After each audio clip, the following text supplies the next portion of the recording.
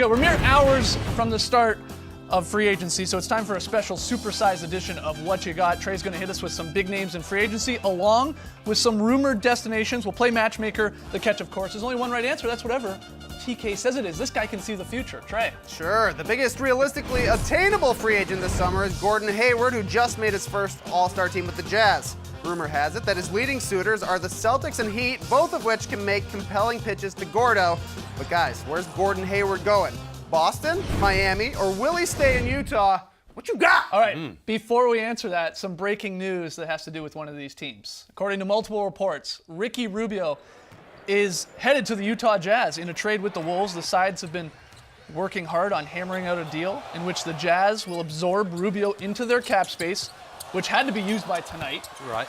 The Jazz will send Minnesota a 2018 first-round draft pick by way of OKC that is top 14 protected. So there it is. Rubio headed to the Jazz.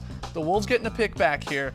Does this have any impact on the question Trey just threw at us of whether or not, Gordon Hayward stays with Utah Jazz or moves on to the Celtics, the Heat, or some other team? What you got? What do you think? I think it adds to all the questions that the Utah Jazz have surrounding them already, and that's why Gordon Hayward, I believe, is going to the Celtics.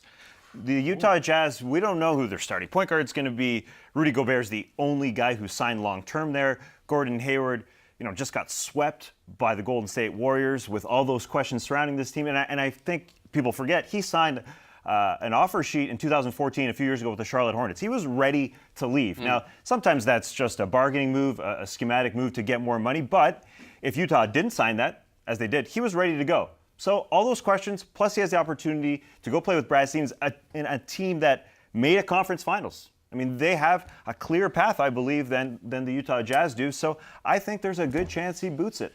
I like what you're saying there, but the problem I see with Boston is right now at their small forward position, they've got Crowder, they just drafted Jason Tatum, and they've also got Jaylen Brown, who they like. Now, Hayward is better than all those guys, of course, so they would have to make room.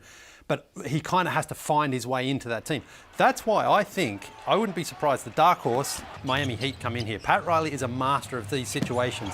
They get the all-important first interview with him as well tonight. As soon as the clock hits midnight, Gordon Hayward meets with Pat Riley. We know Pat Riley has a way of convincing stars to come and play with him. Remember, he got LeBron and Chris Bosh to sign with Miami. That was back in 2010. But he's known as the Godfather for a reason. And Hayward would slot straight into that team. There's a position there ready for him, playing alongside Dragic, playing along Whiteside.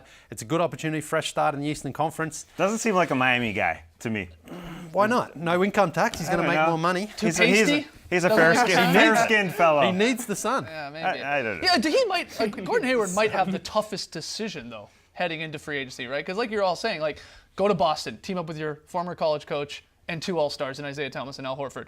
Go to Miami with the Godfather and Spoelstra and a team that went 30-11 in the second half of the season, a team that looks quite promising there with Dragic and Whiteside. Or stay in Utah. Utah did beat the Clippers in the first round. Let's not forget that. They took the next step towards being sort of a contender. Yeah, but there's so many question marks with that team. And especially, what is their team going forward? Derek Favors likely out.